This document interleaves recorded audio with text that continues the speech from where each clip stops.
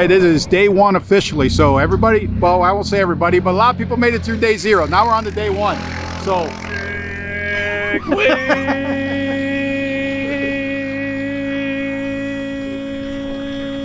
perfect. All right, are you ready? What are you gonna run today? Oh, I'm not ready. What are you gonna run today? 681. 681, there you go. So he called out a 681. So we are getting ready to start. Drivers meeting just ended. They got 30 minutes to put their rigs away. Then everybody's gonna get in the lanes, get ready to make their first pass. Hopefully it goes smooth. Then we got an 80-mile drive to get to Byron tonight. We'll see you the rest of the day. 1, 2, 3. Hell yeah, brother! Here we go. We're out here day 1, 6 Summer. Have not made a run yet. We just have mullet out here. All our focus and attention is on this car. Zach and I. And we got the SMX to be the first drag and drive with the SMX. Gonna go up there and try and knock down like a 680 or something. We're about to listen to these other cars run in the slick class. Hopefully we can keep up with them. But it's all gonna come down to the prep. See what happens. We're feeling pretty good about it. We got a good car. Hopefully have a good track and we can make something work. Yesterday was greasy and hot, and what did the data show, if anything? The data yesterday said the track sucked. You know, because we had a pretty soft tune in it and we were like, dang, it didn't go down. So hopefully it's better today. We'll see. Hey guys, have you subscribed to Sick the Mag? You know it's a magazine for the drag and drive community. Get over sickthemag.com, subscribe now. It's more like a book than a magazine actually. See you later.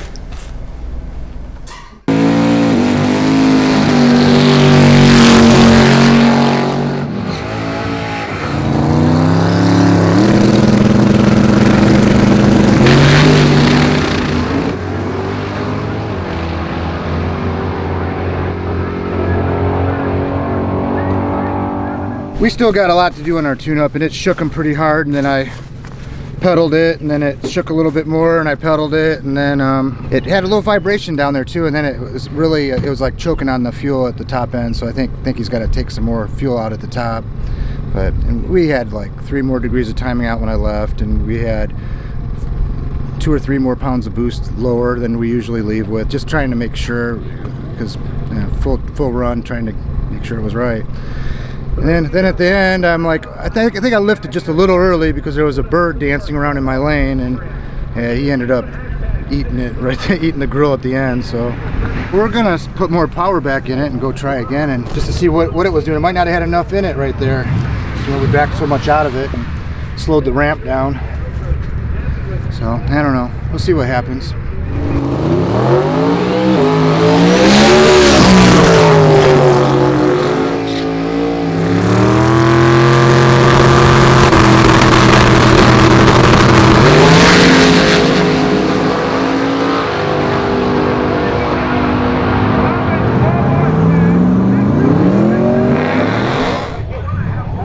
It's a slow pass, but that's fine. That's all I wanted to do. 024 light. And yesterday on my first pass it was 065. That's a nice easy pass for the car. It's actually about 2/10 off in the 8th mile from what it should be, but I got really soft out there. I just wanted to make a pass, so I'm happy with that. We'll load up and go. Make it a nice little short trip, and I'll work on tune-up stuff, and freaking me out, car's rolling. I mean, that was only 40 pounds boost. I mean, we got like 30 more to go, so. Walking grass. Obviously a lot of humidity, heat, air's thick, so it's good. I mean, now just got to go drive it. I'm happy the car works. The key that for this whole deal is it's close to home, and I want to drive the car and see how it drives, pulling the trailer. Trailer's heavy. So if the car will drive, that's a win for me. The ET and everything else, I mean, it's irrelevant, but... it's not irrelevant, isn't it? I heard it's the fastest naturally aspirated pass in drag and drive competition. Yeah, but I still got to go drive it, and it's, like I said, maybe... Yeah, it's all good, don't misunderstand me, but there's always somebody better, always looking at, you know, somebody's in the weeds, always looking to outrun you, so...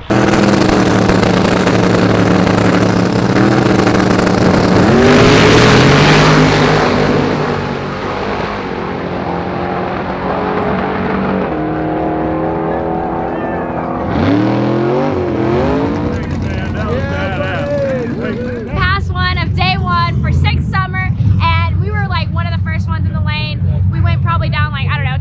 5 pair, whatever. We were early.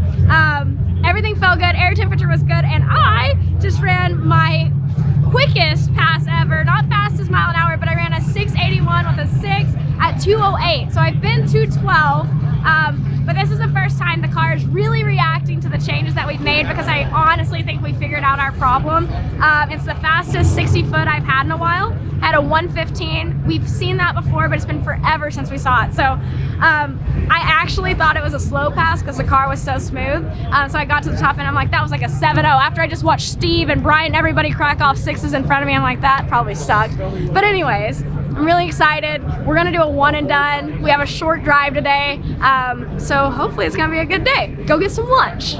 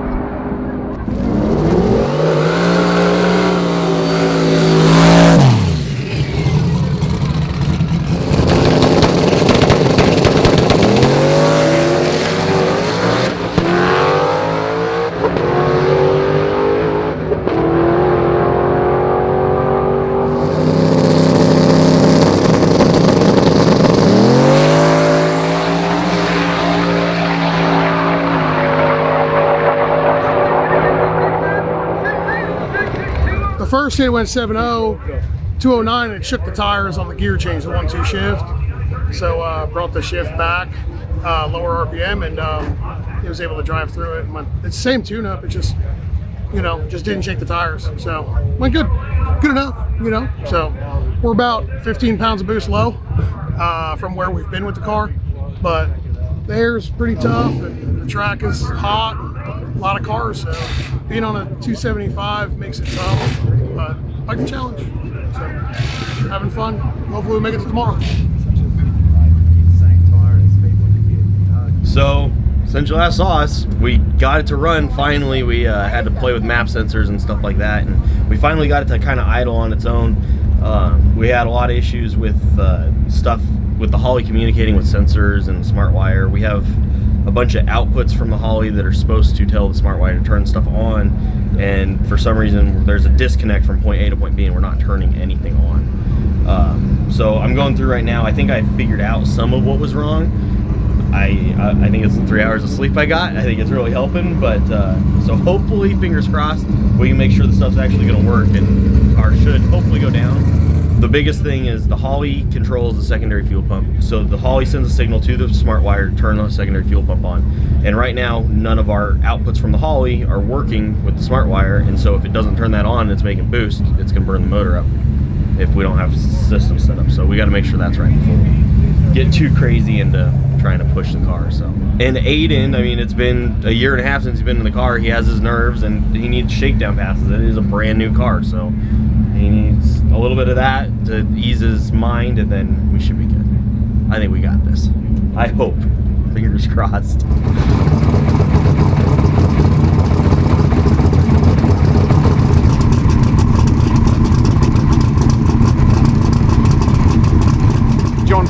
From Perth, West Australia.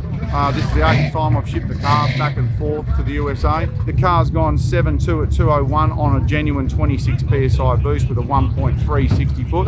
Not even really getting after it, so it's just a matter of testing, which I don't really get any testing other than drag week and today at sick week.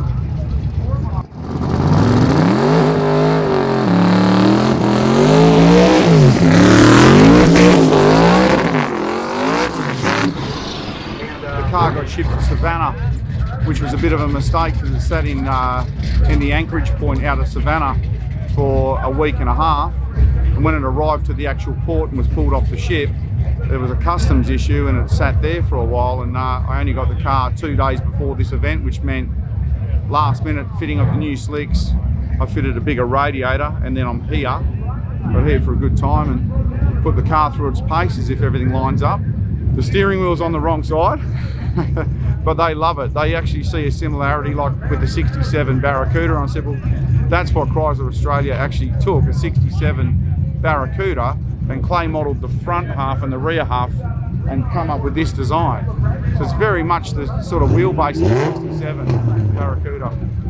So they love it. And they love the way it actually looks when it goes down the track, because it's quite violent. That's what they tell me, you know.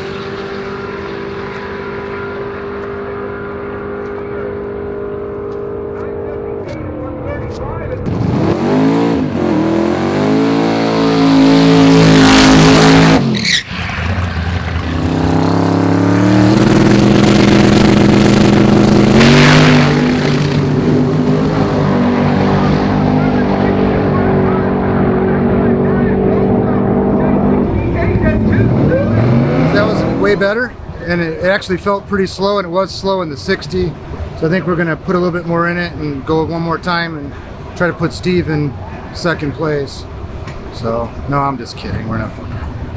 Steve's got to make it. I don't know if he has those transmissions and main studs to make it that far, so we'll see how he does. That's just a joke. So.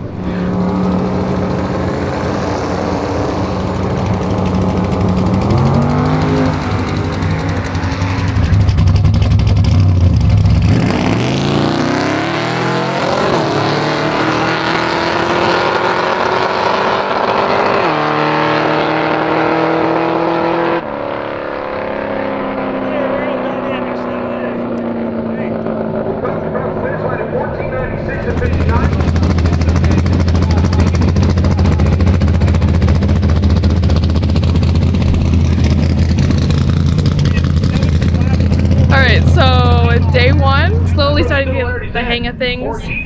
Some of the nerves are, fading away and starting to feel good. And so now what? You and Sam are going to hit the road?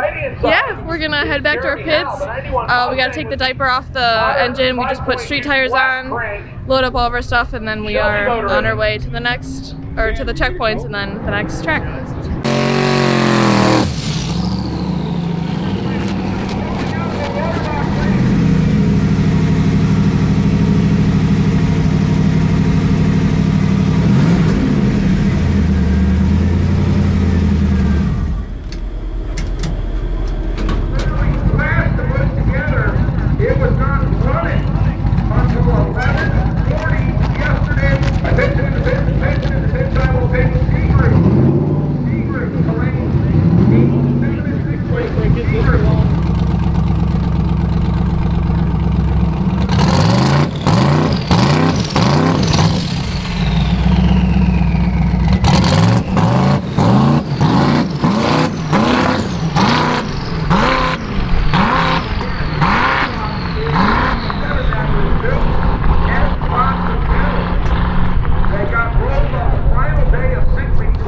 Hey, 21, yes! So we've thrashed all day to try and get the thing running, or it was running, but try and get the thing right to go make a pass. Finally thought we got the trans brake figured out, bump, secondary fuel pump for race, all that. We thought we finally got it all figured out. Did the burnout, seemed good. Went to go back up, had no reverse, and then, so they pushed me back, restarted the car, everything seemed fine. Then I had no trans brake, so to get some data log, I just put on the brake, waited for it to, flash green, went, launched, and then it just hit the rev limiter the entire time, kept bouncing it down, tried driving it down the track, and I don't know, now we gotta replace starter, battery, and look into what happened. So we still got one run done, so we completed today technically, so. And will it drive down the road? Sorry? Well, excuse me. At a mile an hour maybe.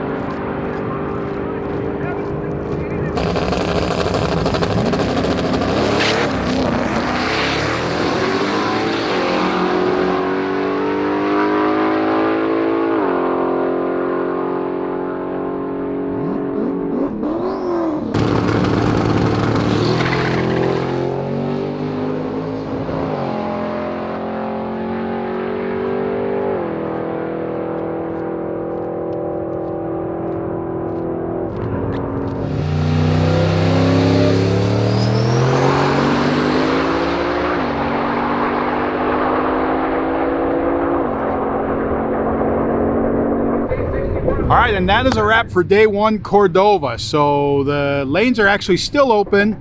They were supposed to be open until 6. There's nobody up there. I'm not sure how long they're going to keep them open. I know that there's a couple people thrashing to try and get some stuff together to get up there and make a pass. So they're trying to wait for that. They're working on they want to make it to the next track. They got a time slip today, so they're still in competition, so they're good. So they want to make it next track. EJ and Sam doing some changes on there, hopefully to try and prevent it from running too hot or whatever on the road.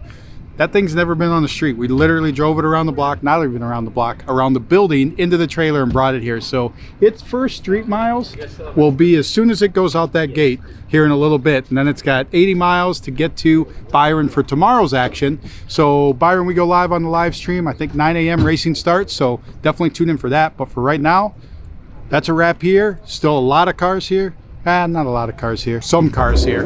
Getting ready to pack up and hit the road. I think nobody's in a hurry because it is like 90 degrees right now. It warmed up as the day went on, so everybody knows that 90-mile drive is easier at night. So not sure how many are hanging out till then, but we'll see you tomorrow. Thanks for watching, guys.